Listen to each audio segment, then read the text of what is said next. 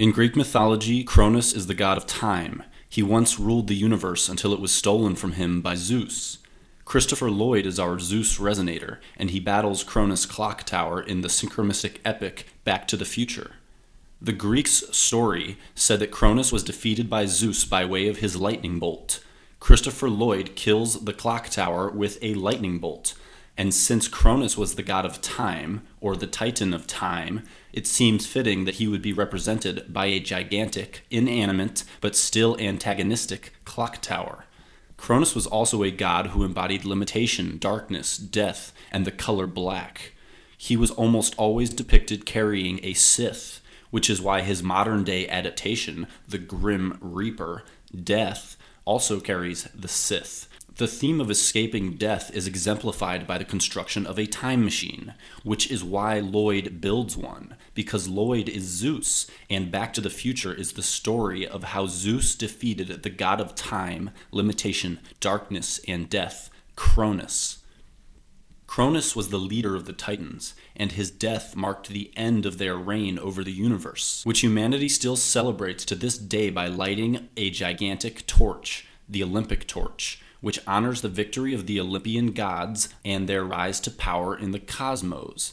This is why the leader of the Olympian gods, Zeus, lights a gigantic torch immediately after symbolically killing the leader of the Titans, Cronus, which signified the victory of the Olympian gods. Today, we also celebrate Zeus's victory by the running of the torch, which Christopher Zeus Lloyd also does, immediately after killing Cronus. Take a look at the strange nature in which Christopher Lloyd blazes down this trail of fire. He is clearly running as if symbolically gripping and hoisting something in his hand. His arm is not only awkwardly raised, but his hand is cupped and held in a position that defies all logic, unless you take into account that he is acting out the Olympic torch run, if only subconsciously, which makes perfect sense since he is running down a trail of fire.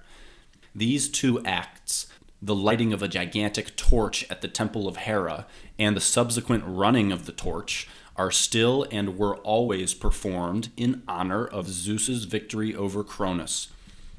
So is it only a coincidence that Christopher Zeus Lloyd performs these acts immediately after striking down a giant clock with a bolt of lightning, while simultaneously transcending humanity's most insurmountable limitations, those of being trapped in time?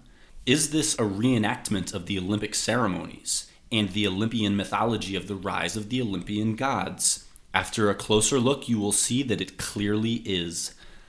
According to the Greek myth, Zeus is not alone during the battle. He had the help of his two brothers, Poseidon and Hades. Zeus is the personification of the planet Jupiter, Cronus the personification of Saturn, while Hades is the personification of the planet Pluto. If this is truly a reenactment of the Olympian rise to power, then we should find both Hades and Poseidon present at the scene. Luckily, Hades is so clearly represented by Marty McFly that it is almost laughable.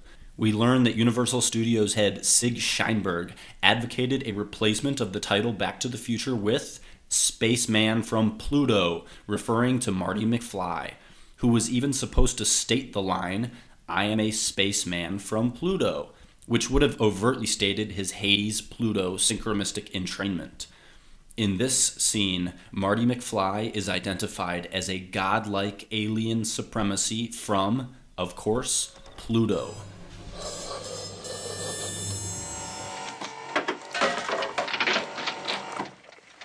Hey, Doc? Then there's the introduction of Marty McFly, where for the first time ever he enters into frame to garner first impressions from an estranged audience, only to draw the audience's attention directly to the element plutonium, which is directly named after the planet Pluto. He is introducing himself, not just as Marty McFly, but as an earthly personification of the planet Pluto, and thus the god Hades. Each of the three brothers had a special weapon which they used during the battle against the god of time, Cronus. Zeus had his lightning bolt, Poseidon had his trident, Hades had his helm of darkness, which made him invisible.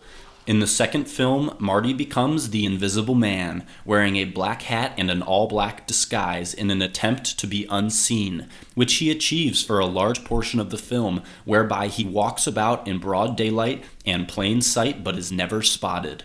Invisibility is his power. Marty is also the only character in the entire trilogy to ever actually turn somewhat invisible. Thus we have the two brothers, Zeus and Hades, fighting against Cronus Clock Tower. The scene has come together quite nicely. If only we could find the last piece of the puzzle, the third brother, Poseidon, somewhere. This scene happens moments before the clock tower fight scene. Hades is doing his invisible thing, and there he is. The last piece to the Olympian god puzzle falls solidly into place, and our Olympian trio materializes, ready for a reenactment of the transition from the age of Saturn, Cronus, to the age of Zeus, Jupiter. In the midst of the battle, we are hit with a remarkable sync event. This exploding clock is followed up instantaneously by the flashing of the commonly associated alternative name of Cronus Saturn, L.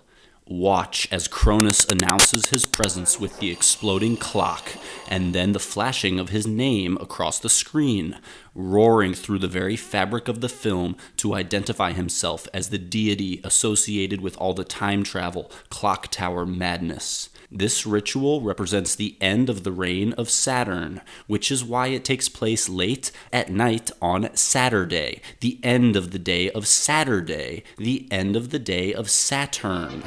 Next Saturday night, we're sending you back to the future.